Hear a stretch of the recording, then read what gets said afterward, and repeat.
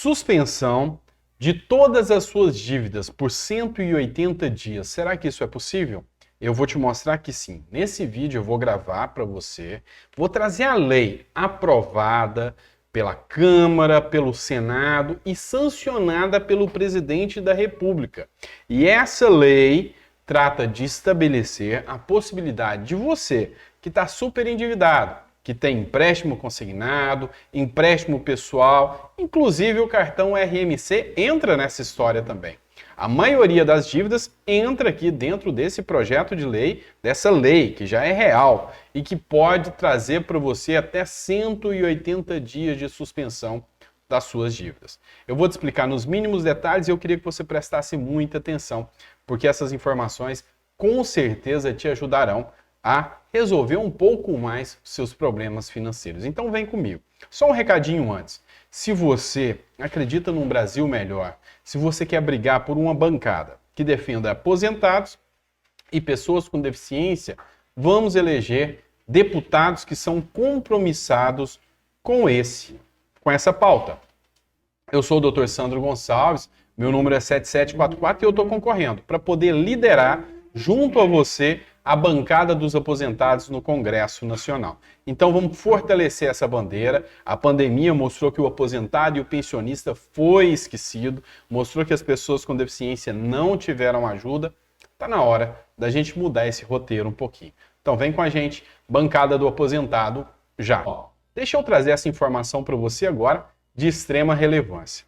Como eu disse, eu trago para vocês agora uma lei super importante. E eu estou falando da Lei 14.181, de 1º de julho de 2021.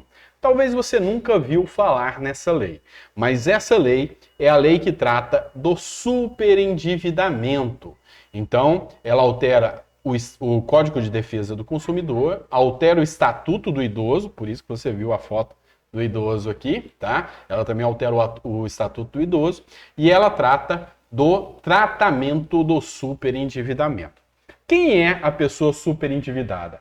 É aquela que não consegue mais bancar com as suas dívidas sem extrapolar o seu mínimo existencial, ou seja, sem perder a dignidade humana. Tá? Então, por exemplo, se você ganha apenas um salário mínimo e está devendo consignado, está devendo banco, cartão de crédito e você já está comprometendo aí mais de 80% da sua receita, por exemplo, você está super endividado e você pode utilizar-se dessa lei.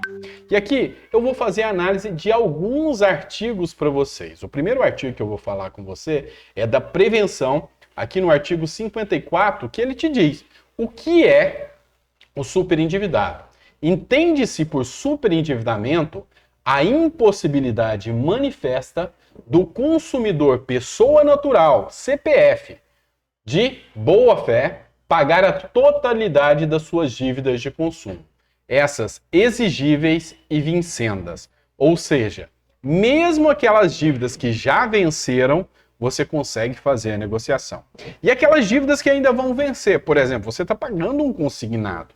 Quer dizer que este consignado, você também consegue entrar aqui no plano de negociação, desde que você não comprometa o seu mínimo existencial. É aquilo que eu te falei, a dignidade que você tem. Então, se você já não tem mais dignidade para pagar suas contas, se você está super endividado, essa lei foi feita para você. O parágrafo 2º diz que as dívidas referidas nesse parágrafo 1º, que é aquela que você está comprometendo o seu mínimo existencial, englobam quaisquer compromissos financeiros assumidos decorrentes da relação de consumo. Aqui eu estou falando de operações de crédito, compras a prazo, prestação continuada, ou seja, qualquer relação de consumo.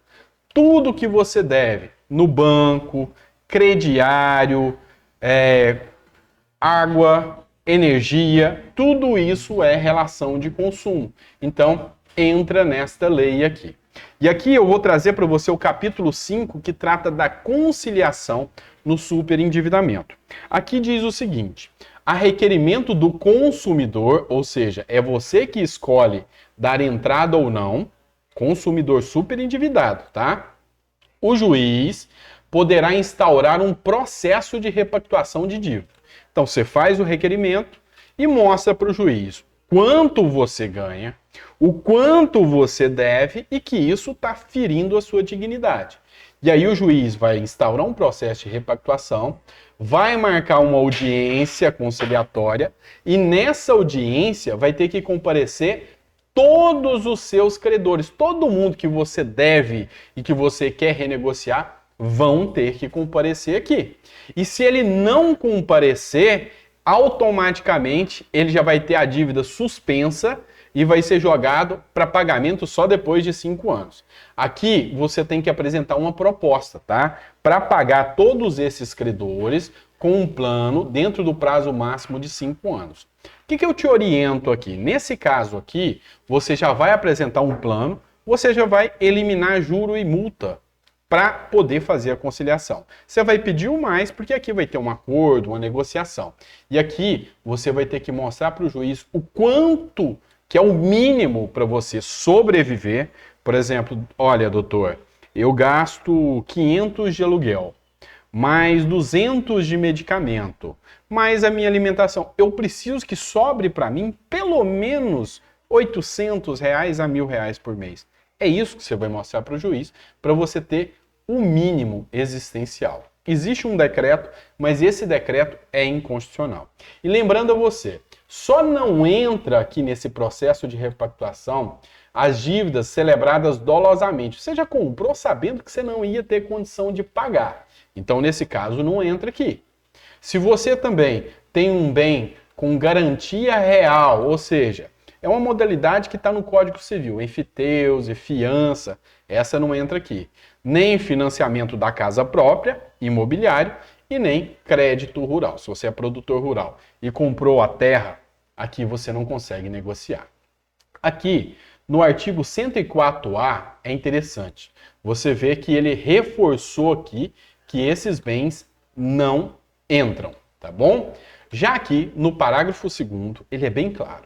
Ele disse que o não comparecimento de qualquer um dos credores, tá? Então, você entrou com um pedido de repactuação, mostrou, eu devo a Light, eu devo a CEMIG, eu devo água, eu devo o banco X, o consignado X, o cartão X. Mostrou, deu os endereços e os nomes para esses credores serem citados e eles não compareceram. O que vai acontecer?